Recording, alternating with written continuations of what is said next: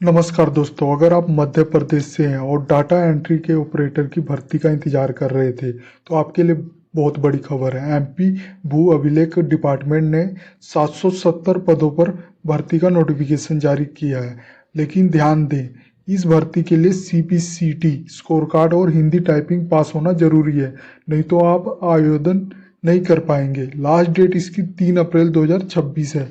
पूरी जानकारी और फॉर्म कैसे भरना है ये जानने के लिए वीडियो को पूरा जरूर देखें, और ऐसी ही नई सरकारी भर्तियों के अपडेट जानने के लिए मेरे यूट्यूब चैनल को सब्सक्राइब करना ना भूलें। तो चलिए शुरू करता हूँ।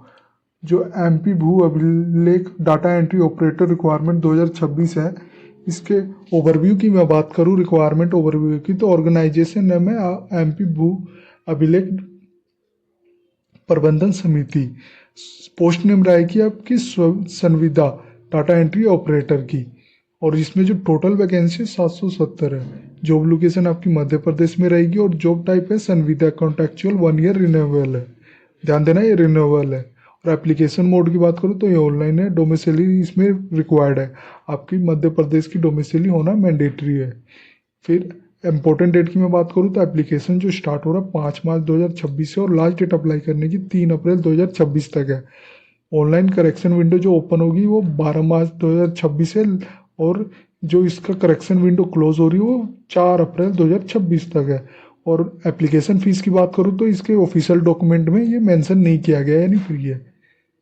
एज लिमिट की मैं बात करूँ तो सभी कैटेगरी के लिए आप देख सकते हैं, जो मिनिमम एज 18 ईयर्स है, maximum age for general and reserve के लिए 40 ईयर्स है। एस सी एम पी, ध्यान देना, एम पी डोमिसाइल वाली के लिए ही जो एस सी कैटेगरी के हैं वो 45 ईयर्स है। एस टी के लिए भी 45 ईयर्स है, ओबीसी के लिए भी 45 ईयर्स है, और मैक्सिमम वुमेन ऑल कैटेगरी के लिए 45 ईयर्स है, और पीडब्ल्यूडी और दिव्यांगजन के लिए 45 ईयर्स है। एलिजिबिलिटी क्राइटेरिया की मैं बात करूँ तो ये ध्यान देना, जो डोमिसिली होनी चाहिए वो आपकी मध्य प्रदेश का मूल निवासी एमपी डोमिसिली मैंडेटरी है ऑल कैटेगरी के लिए। और एजुकेशन क्वालिफिकेशन की बात करूँ तो आपके पास 12th यानी हायर सेकेंडरी +2 पास फ्रॉम रिकॉग्नाइज बोर्ड से होना चाहिए। और ध्यान देना, कंप्यूटर प्रोफिशिएंसी वैलिड है सीपीसीटी यानी computer proficiency certification test score card mandatory है। ध्यान देना, सीपीसीटी से सेक्शन रिक्वायर्ड है। Hindi typing speed qualification is a mandatory for DEO post के लिए, और candidate who have not clear Hindi typing in CPCT are not eligible. ध्यान देना।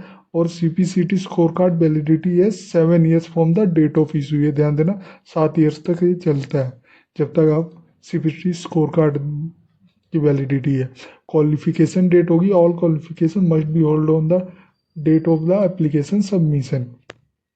Vacancy detail category wise department wise बात करूँ तो आप ये देख सकते हो, टोटल जो वैकेंसी 770 है, जिसमें वुमेन के लिए रिजर्व है 35% यानी 270 वुमेन के लिए, और पीडब्ल्यूडी के लिए भी 6% यानी 46 है।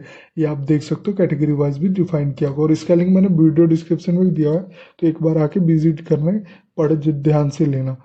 और मुख्य भाग में बात करूं तो ये भी आप देख सकते हैं 670 है, और प्राविधिक भाग में आपका देख सकते हैं 100 अप्रोक्स है।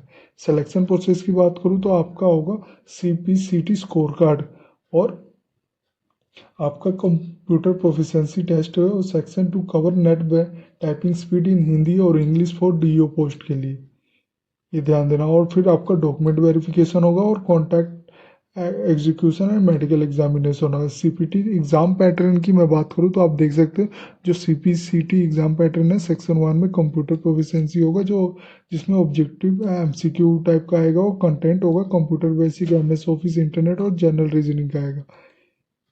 इसी तरह सेक्शन 2 में हिंदी नेट टाइपिंग होगा, जो टाइपिंग टेस्ट है, Hindi typing speed and accuracy test किया जाएगा। इसी तरह इंग्लिश नेट टाइपिंग स्पीड में टाइपिंग टेस्ट और English typing speed and accuracy test किया जाएगा। CPCT preparation tip for this TEO requirement. Salary और पे स्केल की मैं बात करूँ तो आप देख सकते हो, जो पे बैंड है वो 5,200 से 20,200 तक है। ग्रेड पे 1,900 रुपये है, और एम्प्लॉयमेंट टाइप है संविदा कॉन्ट्रेक्चुअल 1 ईयर रिन्यूएबल भी है। Government housing not applicable in संविदा एम्प्लॉय के लिए ट्रैवल अलाउंस अवेलेबल है। और कॉन्ट्रैक्ट टर्मिनेशन, इधर party can terminate within a 1 month notice or by the permanent of 1 month salary in LIEU. Post transferability, post are being field court wise, revenue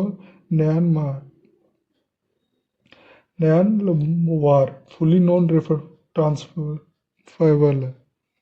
आप इसको कैसे apply कर सकते हो, इसका लिंक मैंने वीडियो डिस्क्रिप्शन में दिया हुआ है, और आप ये एक बार पढ़ भी सकते हो कि क्या क्या आपको चाहिए। ये आपने अगर अप्लाई ऑनलाइन करना है तो क्लिक हेयर करके आप इसके ऑफिशियल वेबसाइट पे चले जाओगे, डायरेक्ट यहाँ पे आप अप्लाई कर सकते हो। आप ये देख सकते हो यहाँ पे application registration for application for edit for, आप क्लिक हेयर करके स्टार्ट कर सकते हो। और डाउनलोड नोटिफिकेशन करना है तो क्लिक करके आप इसका ऑफिशियल नोटिफिकेशन भी डाउनलोड कर सकते हो, ये दिया हुआ है हिंदी में ही है। अगर ऑफिशियल वेबसाइट पे जाना है तो क्लिक करके आप इसके ऑफिशियल वेबसाइट पे चले आओगे। ये थी जानकारी एमपी भू अभिलेख विभाग, जिसमें जो टोटल पोस्ट है 770 पोस्ट है। अगर ये वीडियो आपको चले तो please like and subscribe my channel.